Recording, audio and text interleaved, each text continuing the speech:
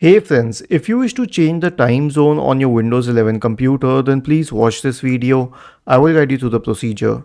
Right click on the start button and select settings from the menu. Go to the time and language tab on the list on the left hand side. In the right pane, select date and time. Now there's a switch which says set time automatically. So if this is selected, then you will not be able to change the time zone because the time zone will be selected automatically. And I do this because this will help me in change maintaining the right time zone no matter where I go. It will simply pick up from my system. But if I wish to change the time zone manually, then switch it off and change the time zone from here. Let's say I want to change it to something else. So the second I change it to something else, you will notice that the time has also changed.